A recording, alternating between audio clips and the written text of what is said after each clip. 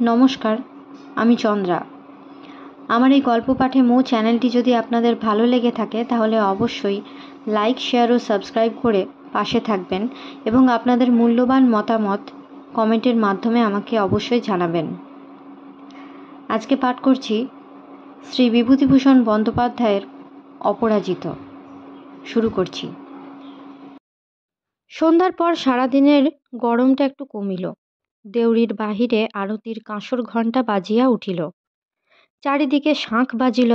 উপরের খোলা ছাদে শীতল পাটি পাতিয়া অপু একা বসিয়াছিল। প্রণব ঘুম হইতে সন্ধ্যার কিছু আগে উঠিয়া কোথায় গিয়াছে। কেমন একটা নতুন ধরনের অনুভূতি, সম্পূর্ণ নতুন ধরনের। কি সেটা কে জানে, হয়তো শাঁখের রব আর আরতির বাজনার দরুন, কিংবা হয়তো মোটের উপর এ এক অপরিচিত জগৎ। কলিকাতার কর্মব্যস্ত কোলাহল মুখর ধূলিপূর্ণ আভা হইতে সম্পূর্ণ পৃথক এক ভিন্ন জীবনধারার জগৎ। নারিকেল শ্রেণীর পত্র শীর্ষে নবমীর জ্যোৎস্না ফুটিয়াছে। এই মাত্র ফুটিল। অপু লক্ষ্য করে নাই। কি কথা যেন সব মনে আসে, অনেক দিনের কথা। পেছন হইতে প্রণব বলিল, কেমন গাছপালা গাছপালা করে পাগল, দেখলি তো গাছপালা নদীতে আসতে? কীরকম লাগলো বল শুনি। অপু বলিল, সে যা লাগলো তা লাগলো। এখন কি মনে হচ্ছে জানিস এই আরতি শুনে? ছেলেবেলায় আমার দাদু ছিল ভক্ত বৈষ্ণব, তার মুখে শুনতাম, বংশী বট তট কদম্ব নিকট কালিন্দী ধীর সমীর, যেন। সিঁড়িতে কাহাদের পায়ের শব্দ শোনা গেল। প্রণব ডাকিয়া বলিল, কে রে মেনি, শোন। একটা 13-14 বছরের বালিকা আসিয়া হাসিয়া দরজার কাছে দাঁড়াইল। প্রণব বলিল, কে কে রে? মেয়েটি পিছন ফিরিয়া কাহাদের দিকে একবার চাহিয়া দেখিয়া বলিল, সবাই আছে, ননিদি, দাসিদি, মেজদি, সরলা, তাস খেলব চিলেকোঠার ঘরে। অপু মনে মনে ভাবিল, এ বাড়ির মেয়ে ছেলে সবাই দেখতে ভারী সুন্দর তো। প্রণব বলিল, এটি আমার মামার ছোট মেয়ে, এরই মেজ বোনের বিয়ে। ক বোনের মধ্যে সেই সকলের চেয়ে সুশ্রী। মেনি ডাকতো একবার অপর্ণাকে। মেনি সিঁড়িতে গিয়া কি বলিতেই একটা সম্মিলিত মেয়েলি কণ্ঠের চাপা হাস্যধ্বনি শুনিতে পাওয়া গেল। অল্পক্ষণের মধ্যেই একটি 16-17 বছরের নতমুখী সুন্দরী মেয়ে দরজার কাছে আসিয়া দাঁড়াইল। প্রণব বলিল, ও আমার বন্ধু, তোরও সুবাদে দাদা। লজ্জা কাকে এখানে রে? এটি মামার মেজ মেয়ে অপর্ণা, এরই। মেয়েটি চপলা নয়, মৃদু হাসিয়া তখনই সরিয়া গেল। কি সুন্দর একঢাল চুল!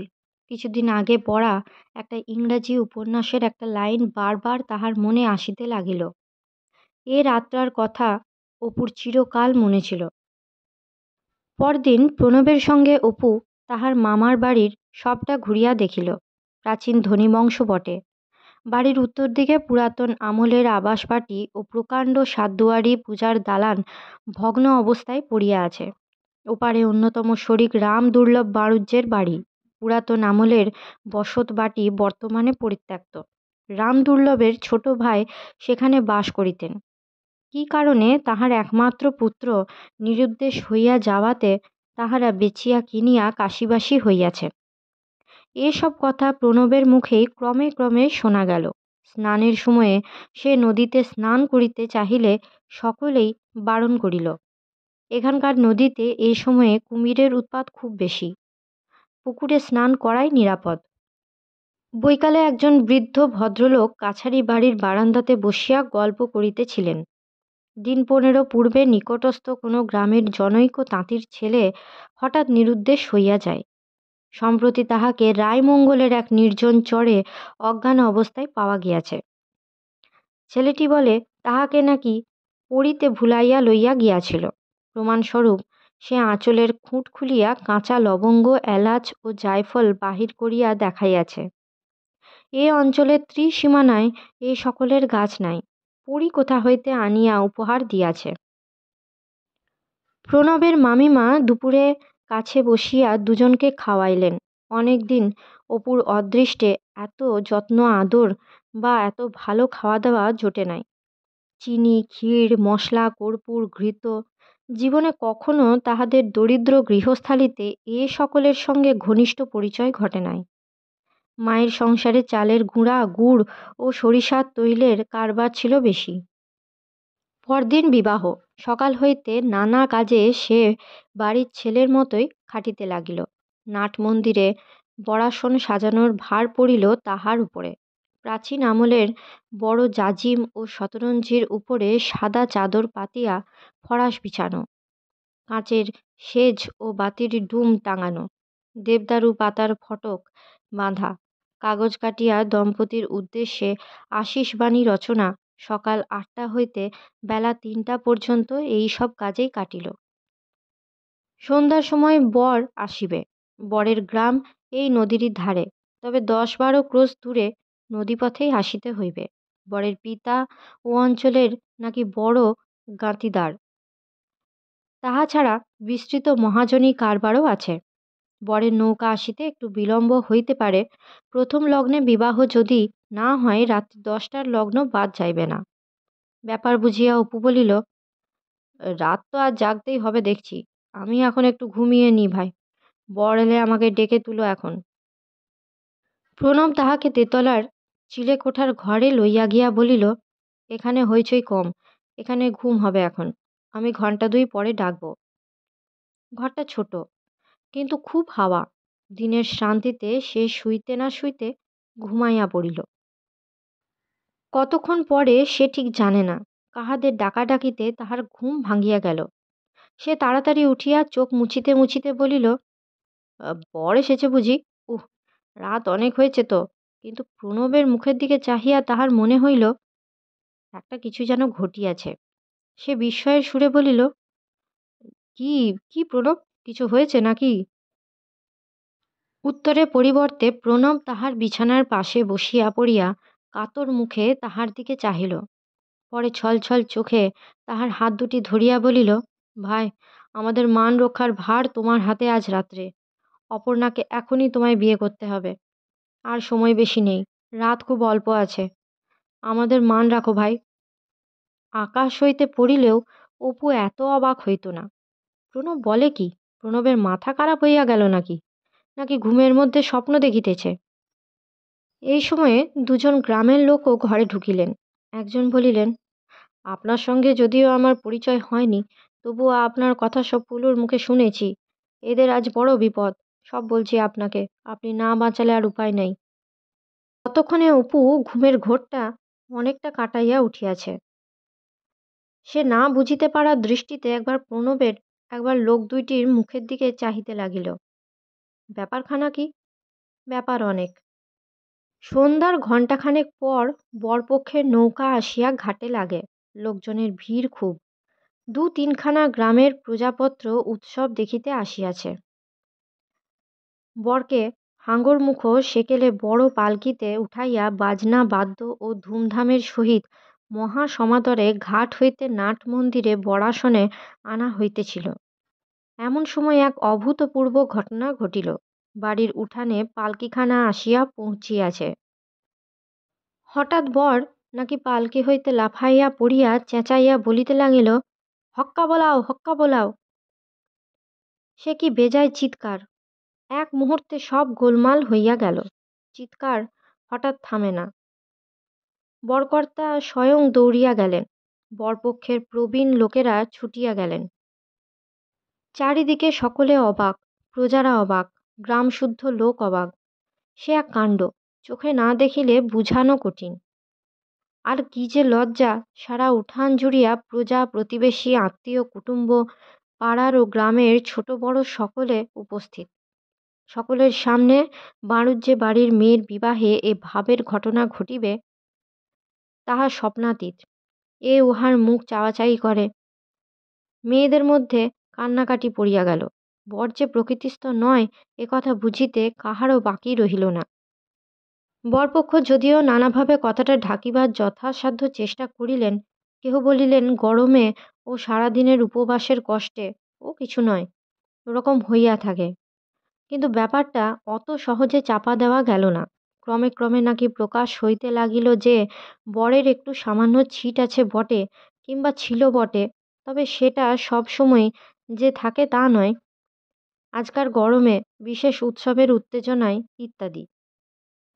ব্যাপারটা অনেকখানি সহজ হইয়া আসিতেছিল, নানা পক্ষের বোঝানোতে আবার সোজা হওয়া বইতে শুরু করিয়াছিল। মেয়ের বাপ শশীনারায়ণ বাড়ুজ্যেও মন হইতে সমস্তটা ঝাড়িয়া ফেলিতে প্রস্তুত ছিলেন, তাহা ছাড়া উপায়ও অবশ্য ছিল না। কিন্তু এদিকে মেয়ের মা অর্থাৎ প্রণবের বড় মামিমা মেয়ের হাত ধরিয়া নিজের ঘরে ঢুকিয়া খিল দিয়াছেন। তিনি বলেন, জানিয়া শুনিয়া তাহার সোনার প্রতিমা মেয়েকে তিনি ও পাগলের হাতে কখনোই তুলিয়া দিতে পারিবেন না। যাহা অদৃশ্যে আছে তাহাই ঘটে। সকলের বহু অনুনয় বিনয়েও এই ৩-৪ ঘণ্টার মধ্যে তিনি আর ঘরের দরজা খোলেন নাই। নাকি তেমন তেমন বুঝিলে মেয়েকে রাম দা দিয়া কাটিয়া নিজের গলায় দা বসাইয়া দিবেন এমনও শাসাইয়াছেন। সুতরাং কেহ দরজা ভাঙিতে সাহস করে নাই। অপর্ণাও এমনি মেয়ে, সবাই জানে। মা তাহার গলায় যদি সত্যি সত্যি রামদা বসাইয়া দেয়ও, সে প্রতিবাদে মুখে কখনো টুঁ শব্দটি উচ্চারণ করিবে না। মায়ের ব্যবস্থা শান্তভাবে মানিয়া লইবে। পেছনের ভদ্রলোকটি বলিলেন, আপনি না রক্ষা করলে আর কেউ নেই। হয় এদিকে একটা খুনোখুনি হবে, না হয় সকাল হলেই ও মেয়ের দো পড়া হয়ে যাবে। এসব দিকের গতিক তো জানেন না। দো পড়া হলে কি আর ও মেয়ের বিয়ে হবে মশাই? আহা, অমন সোনার পুতুল মেয়ে, এত বড় ঘর, ওরই অদৃষ্টে শেষে কিনা এই কেলেঙ্কারি। এ রাত্রের মধ্যে আপনি ছাড়া এই অঞ্চলে ও মেয়ের উপযুক্ত পাত্র কেউ নেই। বাঁচান আপনি। অপুর মাথায় যেন কিসের দাপাদাপি মাতামাতি। মাথার মধ্যে যেন চৈতন্যদেবের নগর সংকীর্তন শুরু হইয়াছে। এ কী সংকটে তাহাকে ভগবান ফেলিলেন! সকল প্রকার বন্ধনকে সে ভয় করে, তাহার উপর বিবাহের মতো বন্ধন। এই তো সেদিন মা তাহাকে মুক্তি দিয়া গেলেন, আবার 1 বৎসর ঘুরিতেই এ কি! মেয়েটির মুখ মনে হইল। আজই সকালে নিচের ঘরে তাহাকে দেখিয়াছে। কি শান্ত সুন্দর গতিভঙ্গি! সোনার প্রতিমায় বটে, তাহার অদৃষ্টে উৎসবের দিনে এই ব্যাপার। তাছাড়া রামদায়ের কাণ্ড, কি করে সে এখন? কিন্তু ভাবিবার অবসর কোথায়?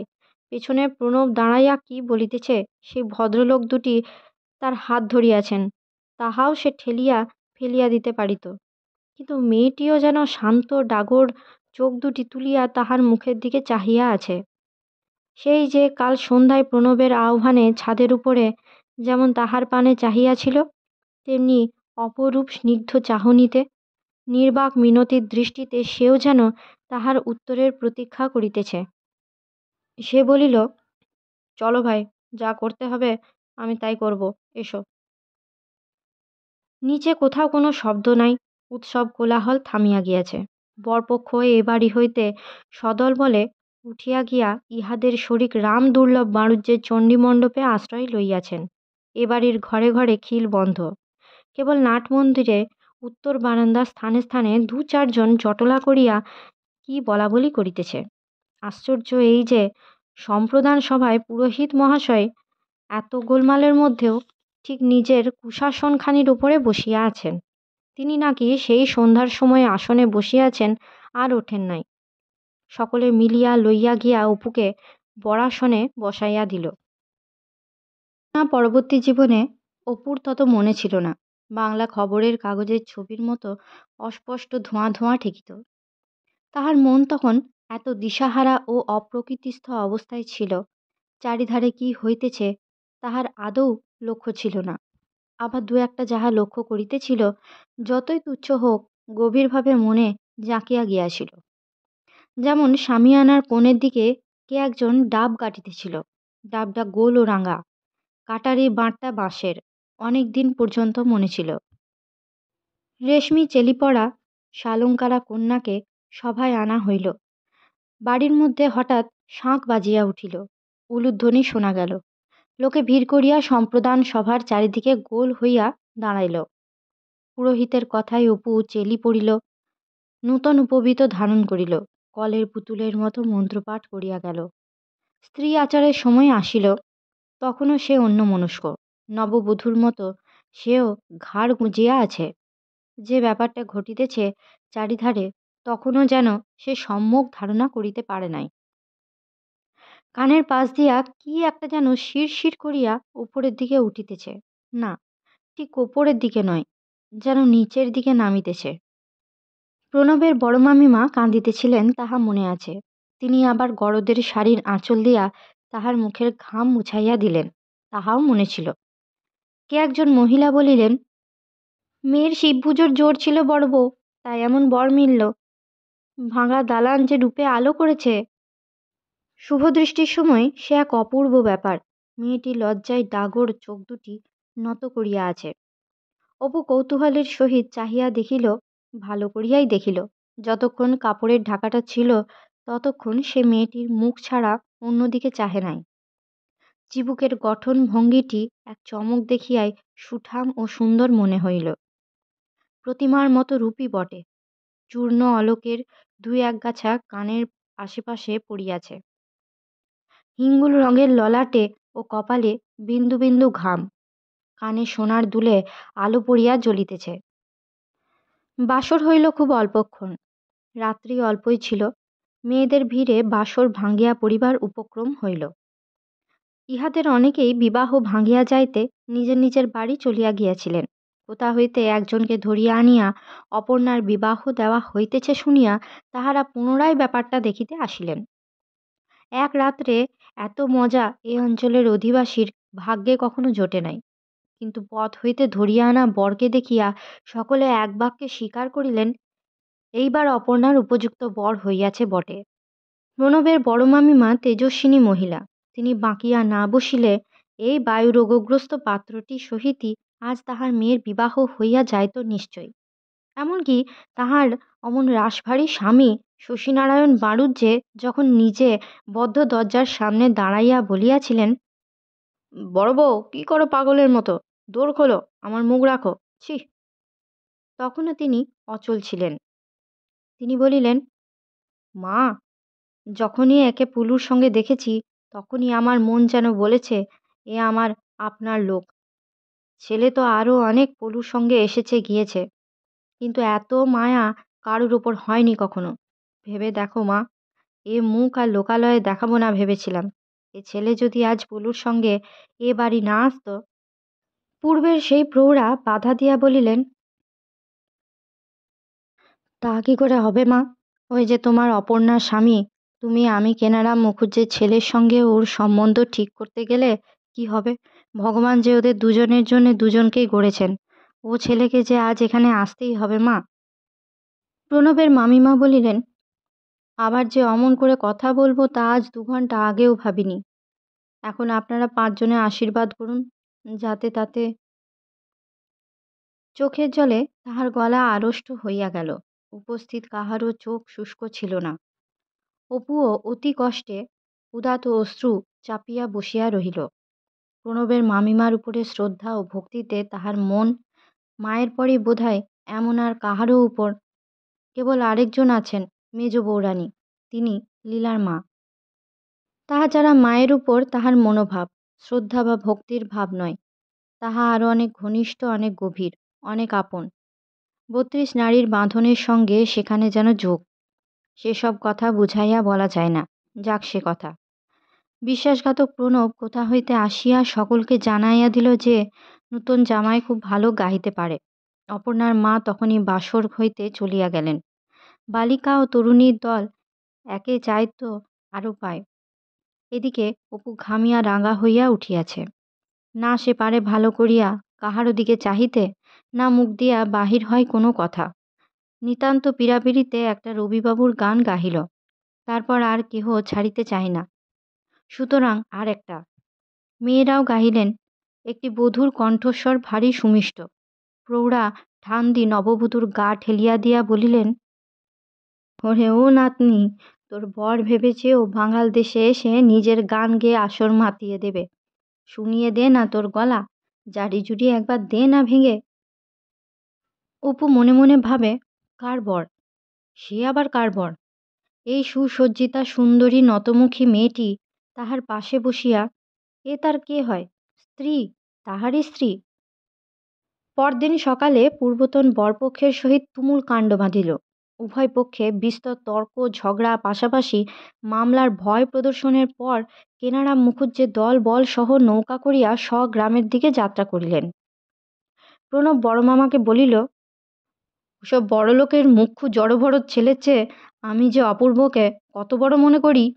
একা কলকাতা শহরে সহায়হীন অবস্থায় ওকে যা দুঃখের সঙ্গে লড়াই করতে দেখেছি, আজ 3 বছর ধরে ওকে একটা সত্যিকার মানুষ বলে ভাবি। অপুর ঘর বাড়ি নেই, ফুলশয্যা এখানেই হইল। রাত্রে অপু ঘরে ঢুকিয়া দেখিল ঘরে চারিধারে ফুল ও ফুলের মালায় সাজানো। পালঙ্কের উপর বিছানায় মেয়েরা এক রাশ বৈশাখী চাঁপা ফুল ছড়াইয়া রাখিয়াছে। ঘরের বাতাসে পুষ্পসারের মৃদু সৌরভ। অপু সাগ্রহে নববধূর আগমন প্রতীক্ষা করিতেছিল। বাসরের রাত্রের পর আর মেয়েটির সহিত দেখা হয় নাই, বা এ পর্যন্ত তাহার সঙ্গে কথাবার্তা হয় নাই আদৌ। আচ্ছা, ব্যাপারটা কীরকম ঘটিবে? অপুর বুক কৌতূহলে ও আগ্রহে ঢিপ ঢিপ করিতেছিল। খানিক রাত্রে নববধূ ঘরে ঢুকিল। সঙ্গে সঙ্গে অপুর মনে আর এক দফা একটা অবাস্তবতার ভাব জাগিয়া উঠিল। এই মেয়েটি তাহার স্ত্রী? স্ত্রী বলিতে যাহা বোঝায় অপুর ধারণা ছিল তাহা যেন এ নয়, কিংবা হয়তো স্ত্রী বলিতে ইহাই বোঝায়। তাহার ধারণা ভুল ছিল।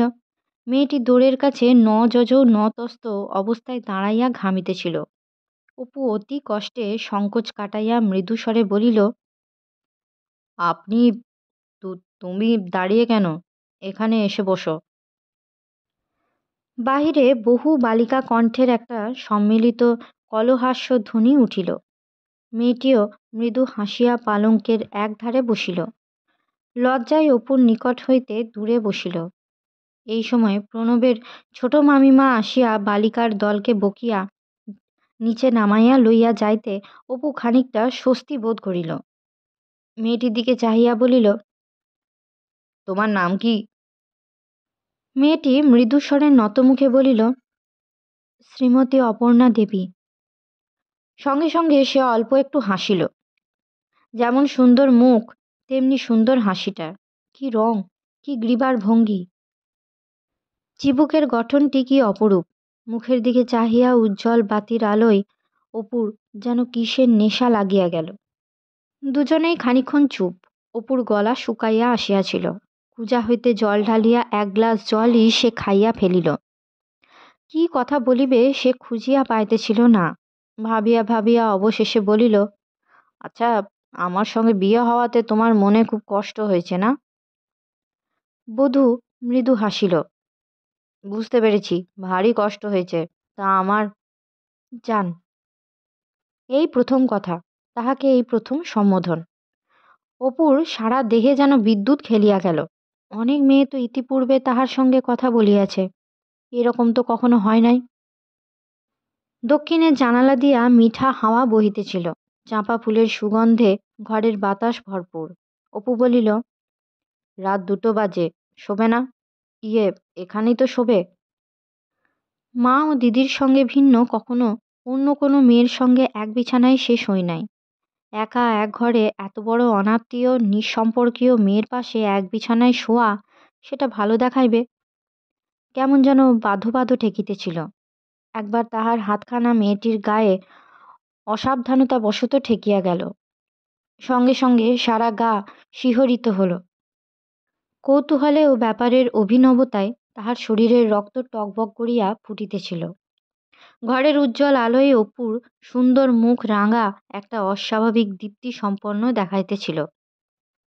হঠাৎ সে কিসের টানে পাশ ফিরিয়া মেয়েটির গায়ে ভয়ে ভয়ে হাত তুলিয়া দিল।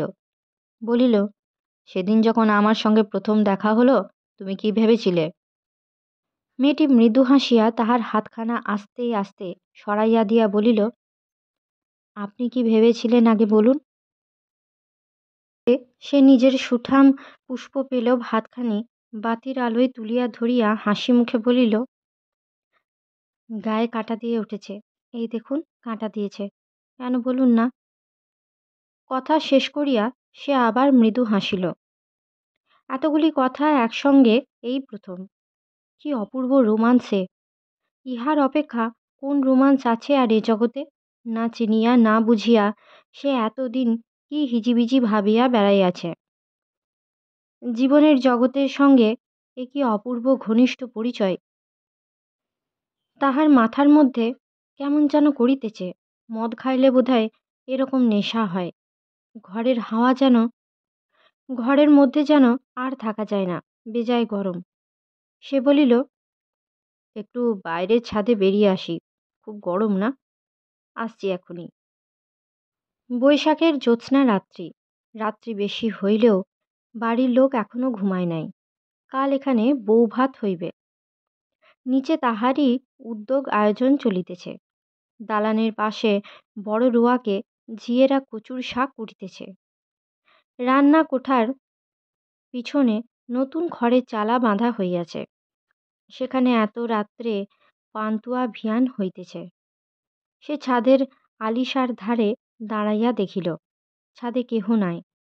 দূরের নদীর দিক হইতে একটা ঝিরঝিরে হাওয়া বহিতেছে। দুদিন যে কি ঘটিয়াছে তাহা যেন সে ভালো করিয়া বুঝিতেই পারে নাই, আজ বুঝিয়াছে। কয়েকদিন পূর্বেও সে ছিল সহায় শূন্য, বন্ধু শূন্য, গৃহশূন্য, আত্মীয় শূন্য, জগতে সম্পূর্ণ একাকী। মুখের দিকে চাহিবার ছিল না কেহই। কিন্তু আজ তো তাহা নয়। আজ এই মেয়েটি যে কোথা হইতে আসিয়া পাশে দাঁড়াইয়াছে, মনে হইতেছে যেন ও জীবনের পরম বন্ধু। মা এই সময় কোথায়? মায়ের যে বড় সাধ ছিল। মনসাপোতার বাড়িতে শুইয়া শুইয়া কত রাত্রে সেসব কত সাধ, কত আশার গল্প। মায়ের সোনার দেহ কোদলা তীরের শ্মশানে চিতা অগ্নিতে পুড়িবার রাত্রি হইতে সে আশা আকাঙ্ক্ষার তো সমাধি হইয়াছে। মাকে বাদ দিয়া জীবনের কোন উৎসব? অপু আকুল চোখের জলে চারিদিকে ঝাপসা হইয়া দেখিতে লাগিল। বৈশাখী শুক্লা দ্বাদশী রাত্রির জ্যোৎস্না যেন তাহার পরলোকগত দুঃখিনী মায়ের আশীর্বাদের মতো তাহার বিভ্রান্ত হৃদয়কে স্পর্শ করিয়া সরল শুভ্র মহিমায় স্বর্গ হইতে ঝরিয়া পড়িতেছে। আজকের মতো গল্প পাঠ এই পর্যন্ত। পরবর্তী অংশ নিয়ে আসবো পরবর্তী ভিডিওতে। সকলে ভালো থাকবেন, সুস্থ থাকবেন এবং পাশে থাকবেন। নমস্কার।